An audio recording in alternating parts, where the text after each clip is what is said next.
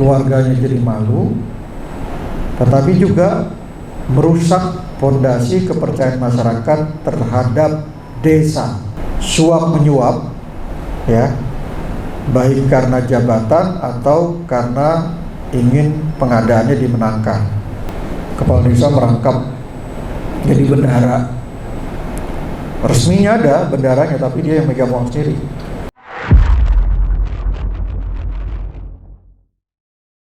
Dana desa itu merupakan program unggulan untuk memperkuat ekonomi desa melalui pembangunan infrastruktur dasar. Jadi infrastruktur dasar, ya, bukan infrastruktur sekunder. Kemudian pemberdayaan masyarakat dan pengembangan ekonomi lokal. Dengan infrastruktur yang memadai dan kebijakan yang mendukung, desa bisa berkembang menjadi pusat ekonomi yang mandiri, tidak lagi bergantung pada kota.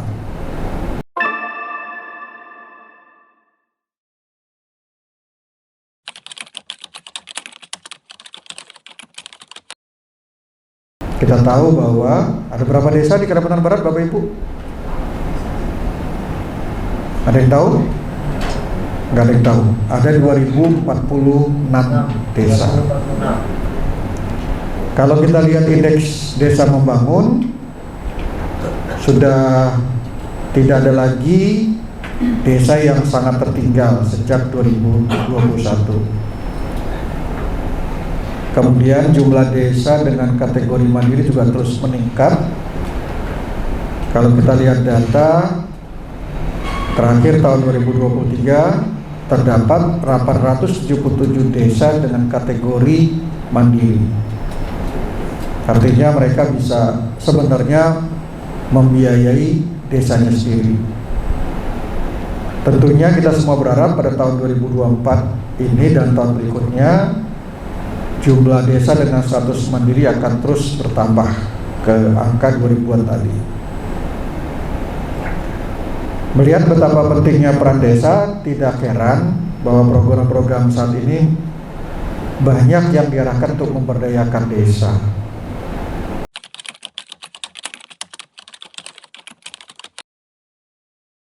Power yang semakin besar diberikan di tingkat desa itu dari 2016 ke 2002 itu meningkat terus. Kita lihat di grafik di depan, ya, jumlah dana desanya, tetapi juga diikuti dengan naiknya jumlah korupsi dan juga yang menjadi tersangka kasus korupsi. Jadi kasusnya meningkat, ya, cukup linear dia, ya, grafiknya cukup tajam itu kenaikannya. Bapak Ibu bisa lihat yang di oranye, jumlah kasusnya, jumlah tersangkanya juga tidak menurun, ya, semakin naik. Di Kalimantan Barat sendiri masih cukup banyak kasus terkait dengan keuangan desa. Pada tahun ini saja di media massa cukup mudah ditemukan beberapa kasus yang menjerat baik kepala desanya maupun perangkat desanya.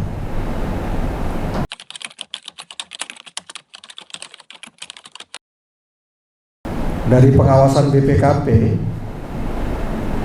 kami menemukan, ya, dengan audit investigatif dan audit perhitungan kerugian keuangan negara itu, dari tahun 2018 sudah 22 kasus yang kami hitung yang melibatkan keuangan desa dengan jumlah, ya, nilainya kerugian negaranya sekitar 8 miliar, 8,3 miliar.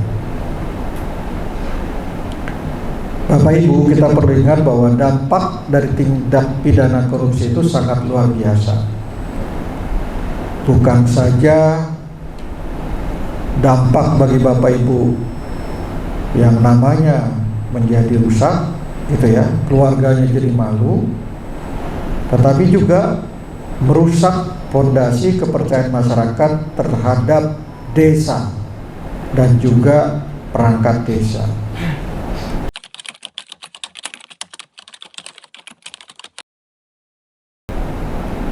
Kalau bicara Undang-Undang Nomor 31 tahun 1999 yang sudah diubah dengan Undang-Undang Nomor 20 tahun 2021, tindak pidana, tindakan yang dikatakan korupsi itu adalah tindak pidana melawan hukum yang merugikan kerugian keuangan negara atau kerugian perekonomian negara. Jadi sebenarnya tidak hanya merugikan dana desanya, tapi kalau para kepala desa juga melakukan tindakan yang merambah lahan hutan lindung misalnya, mengambil manfaat ya untuk dirinya sendiri atau untuk orang lain, itu juga merupakan korupsi karena dianggap merugikan perekonomian negara.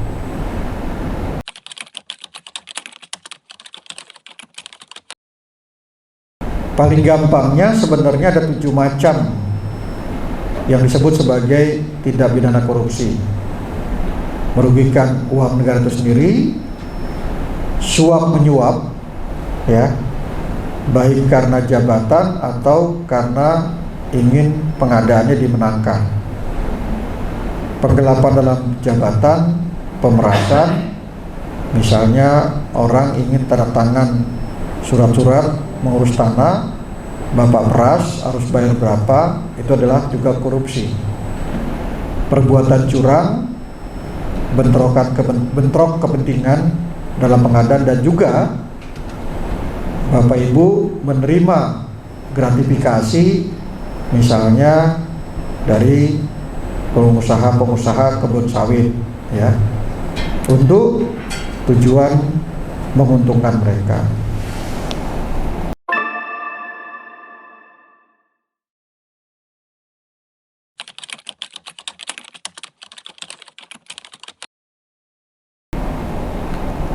Nah, kalau kita lihat tindak pidana dalam korupsi dalam pengelolaan keuangan desa secara khusus, bisa kita lihat di sana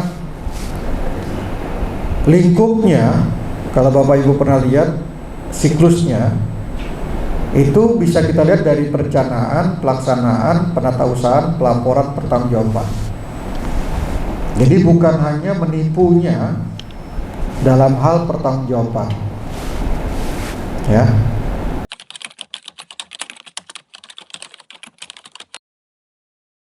Bisa dalam bentuk markup, perjalanan dinas fiktif, proyek fiktif, memasukkan laporan keuangan, menipu laporan keuangannya, menyalahgunakan asetnya dibawa terus padahal sudah bukan kepala desa, gratifikasi, pungutan liar, pajaknya tidak di-store, dan juga duplikasi anggaran ya, duplikasi untuk satu kegiatan yang sama ya.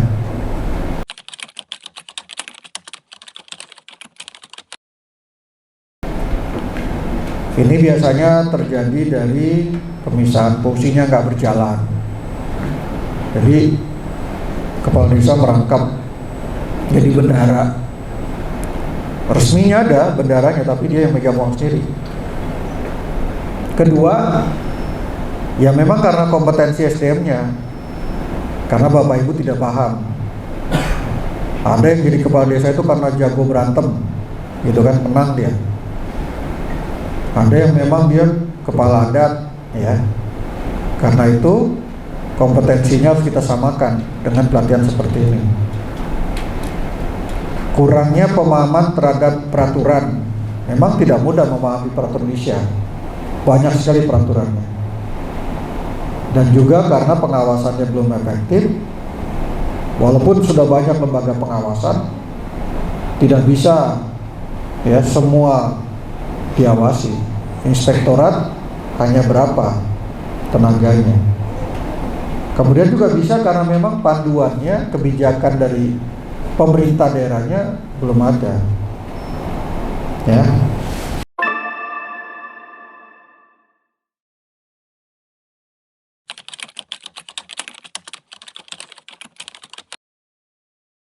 Sebenarnya pemerintah sudah banyak membuat program pencegahan Jadi di Indonesia ini sudah ada preventif, detektif, sama represif.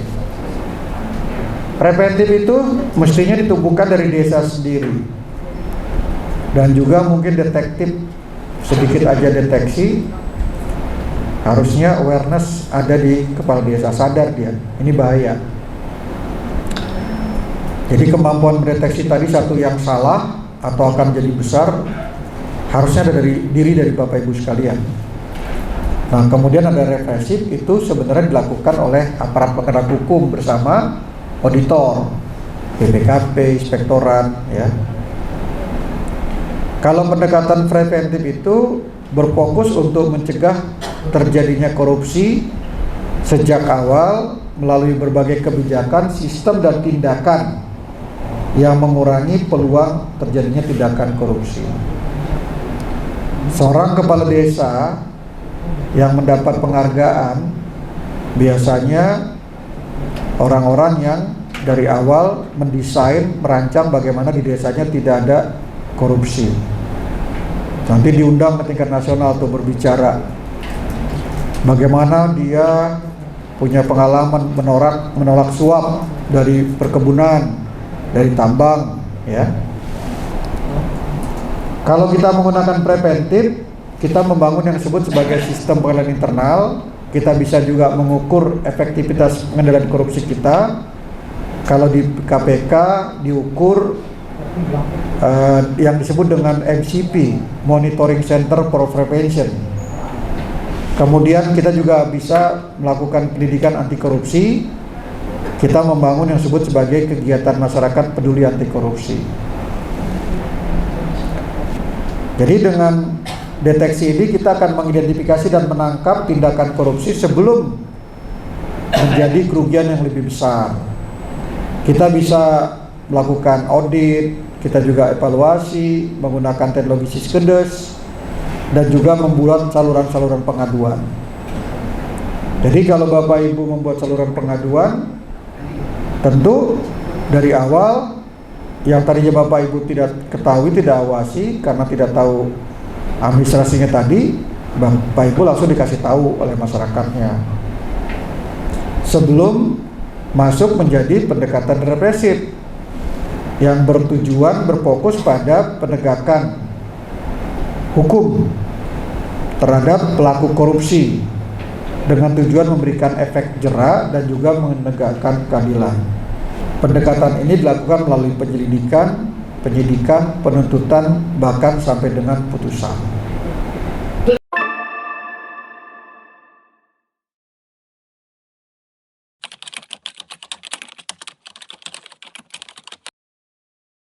Ada beberapa daerah itu meningkatkan awareness itu dengan cara transparansi. Itu langkah awal dan komitmen kita untuk mewujudkan integritas dan akuntabilitas. Nah, kemudian Bapak Ibu juga bisa melibatkan masyarakat, ya. Kemudian Ibu Bapak harus membuat sarana dan juga menindaklanjuti hal-hal yang terkait dengan pengaduan. Ada beberapa kepala desa itu men-sharing WhatsApp-nya. Jadi kalau ada pengaduan, ya, itu bisa. Kemudian Bapak Ibu sekalian juga bisa edukasi ke masyarakat. Karena saya tadi bilang bahwa desa itu adalah sumbernya kemajuan Kalimantan Barat. Kegagalan, ketidakmajuan desa itu mengakibatkan ketidakmajuan Kalimantan Barat. Maka Bapak Ibu harus dari sekarang, kalau Indonesia ingin bagus, tugasnya kepala desa, ketua BPD, perangkat desa itu memberikan pendidikan, memberikan keteladanan, memberikan contoh kepada masyarakat desa supaya mereka tidak korupsi, mengenal apa itu korupsi. Jadi dengan kita terus-menerus membangun usaha bagaimana dana desa, keuangan desa itu dikelola dengan bagus, dihindari kecurangan-kecurangan, korupsi, itu akan memberikan manfaat kepada masyarakat. Karena saya yakin Bapak Ibu paham, kita ini kan di dunia ini kan cuma numpang lewat sebenarnya kan, nggak ada gunanya lah mengumpulkan harta-harta banyak-banyak gitu kan. Yang dilihat itu kan nilai kita di masyarakat, ya.